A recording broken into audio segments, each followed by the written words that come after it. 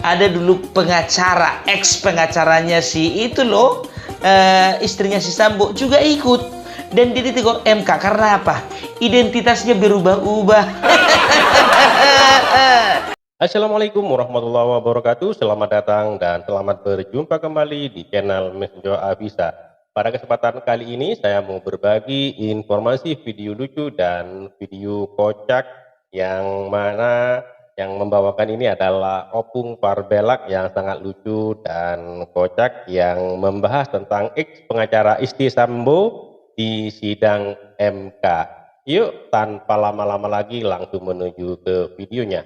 Let's go. Persidangan MK yang sungguh menyita waktu dan tenaga. Bayangkan kalian, lamanya sidang itu 20 jam. 20 jam. Apa nggak ngantuk-ngantuk orang di dalam, ya kan? Kalau ibaratkan naik bus, itu udah dari Pekanbaru sampai ke Palembang. Tapi itulah ya, ada beberapa hal unik dan lucu-lucu lah kalau bisa dibilang yang terjadi di ruang sidang selama beberapa kali. Kalau nggak salah ini sudah sidang keempat ini, ya kan? Yang pertama itu misalnya ada dulu pengacara, ex pengacaranya si itu loh, istrinya si Sambo juga ikut. Dan dia ditegur MK karena apa? Identitasnya berubah-ubah. Sebentar Patra MZen, sebentar lagi Arif Patra Wijaya.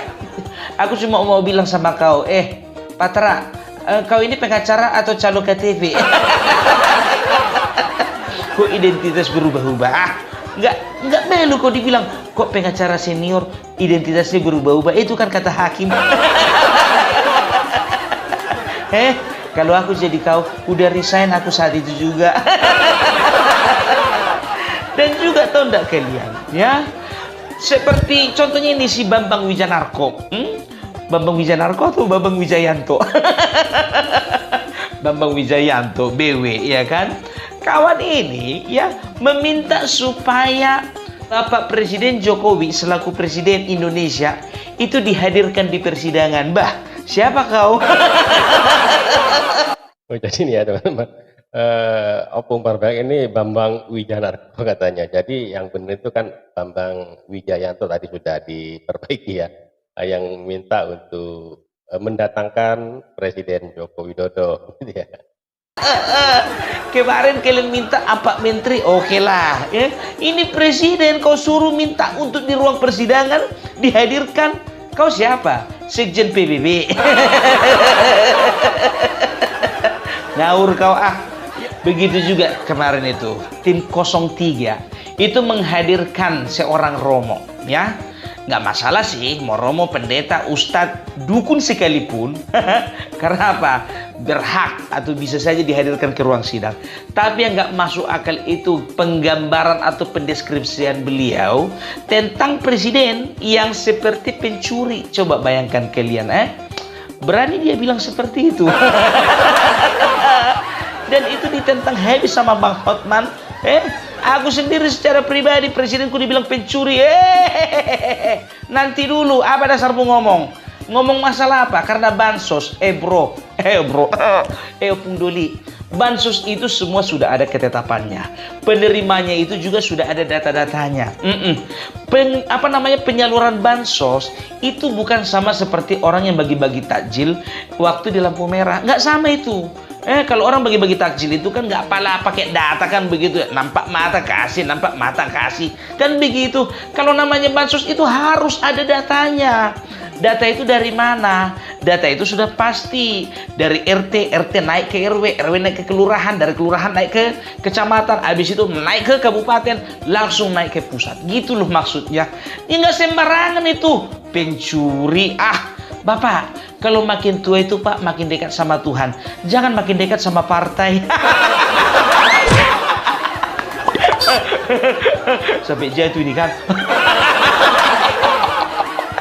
Baru ini kejadian di video Opung Parbelak. Ini lagi-lagi Bapak tadi ini bilang presiden kami pencuri. Siapa yang mau terima, ya kan? Begitu juga dengan saksi ahli, ya kan? Ingat, saksi itu pada dasarnya adalah melihat, mendengar, dan mengalami. Ya kan? Begitu ditanya hakim, itu bagaimana itu? Tunggu sebentar dulu. Oh, aku tunjukkan nih. Sambil-sambilan, jangan sampai lupa kalian ya.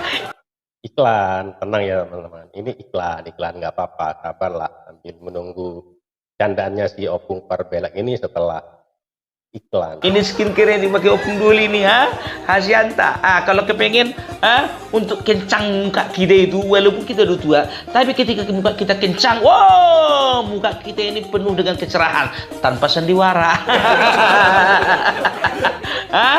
Kalau mau pesan ini langsung aja ke sini ya, ke sini. Muka kalian itu makin lama makin tambah kinclong. Opung jamin, Opung jamin. Sampai mana tadi? Oh, sampai saksi. Jadi saksi itu pada dasarnya melihat, mendengar, dan mengalami, kan begitu. Hakim masa menanya, ya kan, bagaimana cara kalian mengetahui bahwa ada kecurangan? Ya, kami sudah simpan semua screenshotnya. Kok berdasarkan screenshot? Dan pertanyaan hakim seputar digital forensik. Apakah sudah dilakukan digital forensik? Lalu ada seseorang dari 03 kalau nggak salah mengatakan, kami secara nggak resmi sudah melakukan penelitian. Secara nggak resmi ya Bu. Yang masalahnya sekarang yang mau saya tanyakan Ibu, secara resmi tidak? Enggak Pak, secara tidak resmi. Kalau secara nggak resmi pun kami bisa bikin pilpres di sini secara nggak resmi. Semua itu harus ada legalitasnya, ada jelas legal standingnya, biar tahu kau. Aduh, kalian itu kalau ngirim pengacara, ngirim saksi itu yang betul-betul lah berbobot gitu loh, bikin malu aja. Dan juga ini biar tahu kalian, ada momen ketika KPU yang menanyakan ke beberapa saksi. Ya, itu random itu. Ada yang dari Jawa Timur, ada Jawa Tengah, ada yang dari Medan. Itu random itu ditanya. Bapak TPS mana? 005. Siapa yang menang? 02. Ibu dari mana Bu? TPS mana Ibu mencoblos? Dari 001 Pak. Yang menang siapa? 02. Semuanya jawab 02. Apa coba? Alasan sirekap itu kan bukan acuan penghitungan akhir. Penghitungan akhir itu kan ada di penghitungan manual berjenjang. Apalagi namanya manual itu berarti satu persatu, bukan digital tapi manual, orang yang menghitung, biar tahu kalian. Itu dia, makanya udahlah, nggak usah lah bikin yang aneh-aneh ya kan. Dan juga Bawaslu itu dengan mudah menyatakan bahwasanya tidak ada terjadi kecurangan. Dengan mudahnya mematahkan setiap tuduhan-tuduhan yang disampaikan kepada KPU. Bawaslu loh, kalau bisa dikatakan Bawaslu ini badan pengawas pemilu ya. Beliau inilah Bawaslu inilah yang merupakan badan yang mengawasi berjalannya pemilu, ada tidak kecurangan, kan begitu. Sebetulnya yang berhak menentukan ada curangnya tidak itu ya Bawaslu ini. Tapi dari Bawaslu sendiri mengatakan tidak ada kecurangan. Apanya emosi awak dibikin orang-orang ini semuanya. Begitu juga Todung Mulya Lubis ya, yang merupakan adalah mungkin ketua kuasa hukum dari 03, mengatakan bahwasanya apa? Kami sampai di sini tidak percaya bahwa level suara kami ada di seperti sekarang ini. Karena apa? Karena pilpres yang lalu kami menjadi juaranya, suara kami terbanyak. Capresnya siapa Pak? Beda capres Pak, beda kualitas dong. Udahlah, 16 saja lah. Udah jelas tujuan kami, bahwasanya kami hanya ingin menyelamatkan demokrasi. Setuju Pak, kalau memang tujuan kalian itu menyelamatkan demokrasi. Tapi kalau untuk menyelamatkan suara capres kalian Pak, maaf, sorry, udah terlambat. Kenapa? Langkah-langkah untuk menyelamatkan suara kalian itu sebelum pemilihan, bukan setelah pemilihan. Jadi, kalau kalian mau proteslah sebelum bertanding. Ini protes setelah kalian bertanding dan kalah. Itu yang nggak masuk akal gitu loh. Kalau misalnya kemarin pembagian nomor urut contohnya, nggak hadir kalian, atau misalnya kalian protes, nggak akan terjadi pemilihan gitu loh. Ya, 01, 03 contohnya sepakat untuk tidak menerima Gibran sebagai calon wakil presiden 02. Kan begitu, udah gak akan terjadi pemilihan ini, enggak. Kan gambling kalian. Anak ikusannya itu mana bisa bikin apa-apa, suara nggak akan bisa didapatnya itu. Rupanya apa? Menang. Sekarang kalian protes. Baru juga tolonglah dulu saksi-saksi yang kalian hadirkan itu. Aduh. Coba ada yang misal yang apa namanya itu yang dari Medan itu kalau nggak salah itu kan tetangga saya nerima uang 50.000 Pak kata. Tetangga. Iya, siapa nama tetangganya? Ya tetangga saya Pak. Ya namanya tetangga. Tetangga namanya tetangga. Kau ditangkap polisi kemarin? Iya. Siapa namanya? Ya polisi. Aduh. Ada juga itu ditanya itu kan, Bapak nerima langsung Pak? Enggak, istri saya. Terus Bapak milihnya siapa? Saya milih pilihan saya sendiri Pak. Terus Bapak tanya nggak sama istri saya? Enggak. Itu istri kau atau bukan sih?